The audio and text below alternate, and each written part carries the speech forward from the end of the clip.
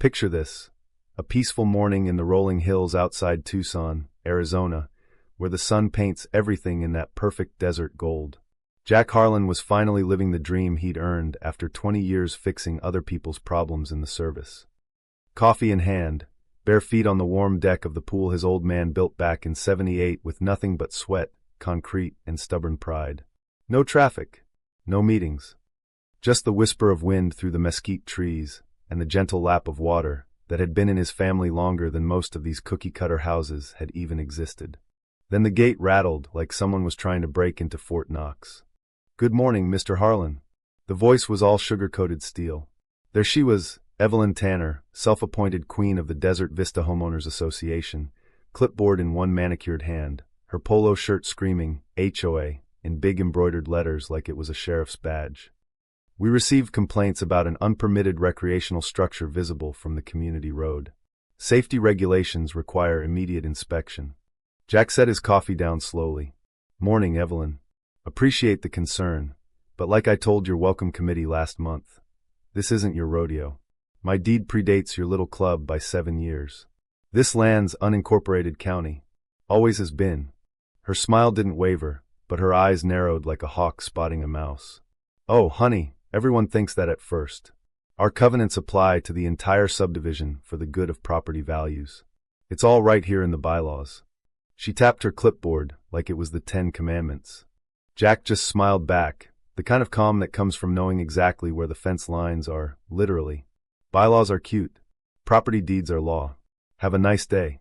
That was strike one. She didn't like strike one. The letters started arriving like clockwork. First a polite reminder about pool safety barriers. Then a formal notice claiming his deck paint was non-compliant with community aesthetic standards. Hunter green was apparently causing visual disharmony. Fines stacked up: $75 for the fence height, $125 for the unauthorized water feature, $200 for refusing inspection. By week 3, they claimed he owed over $2,000. Neighbors who used to wave now crossed the street. Whispers at the mailboxes: "He's hoarding water rights." Probably not even permitted. Evelyn's silver SUV cruised by daily, sometimes with a drone buzzing overhead like a mechanical vulture. Once, Jack caught 2 community safety officers, rent-a-cops in vests, peering over his back fence with binoculars. He didn't yell. He documented. Every letter, every time-stamped video from the cameras he quietly installed after the first drone sighting. "Let them dig their hole deeper," he'd mutter to the old photo of his dad by the half-poured pool. Paper cuts both ways. But Evelyn wasn't done playing God. She started holding emergency board meetings about the rogue property threatening community standards. One particularly ridiculous email blast went out claiming his pool filter was a potential contamination risk to the shared aquifer.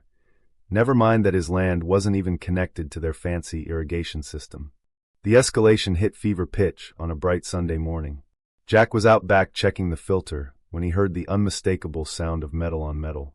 Snap.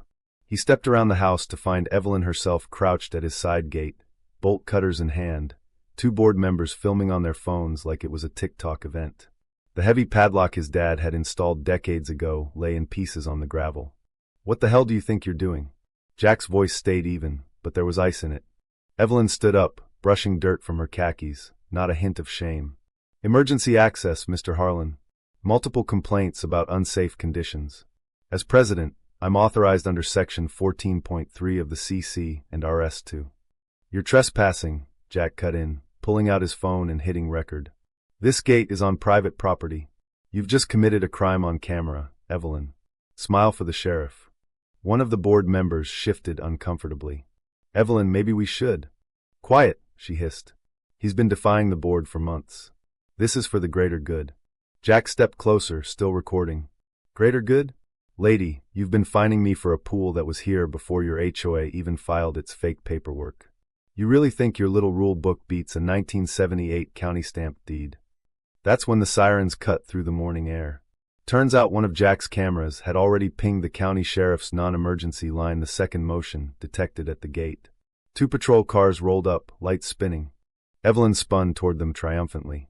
"Officers, this man is obstructing a lawful HOA inspection and has an unpermitted pool endangering the community." The older deputy, a no-nonsense guy with a desert tan, looked from the broken lock to Evelyn's bolt cutters, then back to Jack. "Sir, you want to explain?" Jack handed over the folder he'd kept ready for weeks. "Happy to. Original deed, survey map, county records showing this parcel was recorded in 1978.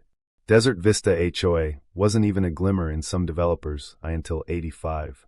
My land's not in their jurisdiction. Never was." The deputy flipped through the pages, his partner looking over his shoulder. Evelyn's face went from smug to strained.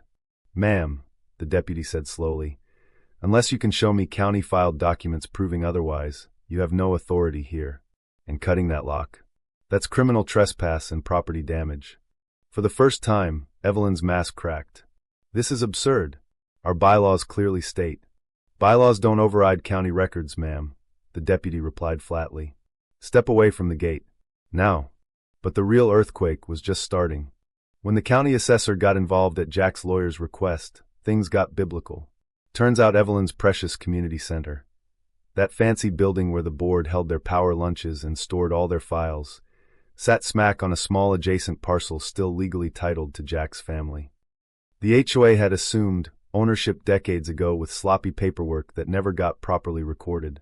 They'd been collecting dues and throwing their weight around on land that wasn't theirs for 30 years. The audit snowballed. Fraudulent jurisdiction claims, misrepresented boundaries, fines issued without authority. Suddenly, every homeowner in Desert Vista started asking questions about where their money had gone. Evelyn tried the usual playbook, victim card, mass emails calling it a witch hunt, even showing up at county meetings with her binder of evidence. But the more she talked, the deeper she buried herself. Turns out her emergency inspections and drone surveillance violated not just Jack's rights, but several state privacy laws. 6 weeks later, the gavel fell in county court. The Desert Vista HOA was dissolved, all operations suspended. Evelyn Tanner personally barred from any future homeowners association leadership for 10 years and slapped with hefty fines for harassment. The community center and its pool officially reverted to Jack's ownership. The day the orange under legal review signs went up on their building, Jack stood at his gate watching a moving truck haul away their files. Evelyn drove past slowly in her SUV, staring straight ahead, her perfect ponytail looking a little less perky. He didn't wave. He didn't need to. That evening, as the desert cooled and the pool lights flickered on, Jack sat on the deck his father built, feet in the water. The same water that had been a symbol of quiet freedom for decades. Kids from the neighborhood, some of whose parents had once avoided him, were laughing and splashing after he opened it up for a community swim. Sometimes the best revenge isn't loud. It's watching someone who spent years building cages realize they locked themselves inside their own rules. True or false? Was Evelyn Tanner just a dedicated neighbor trying to maintain standards? Or did her obsession with control finally meet the one thing more powerful than bylaws' cold, hard documented truth? Drop your take below. Who really abused their power here?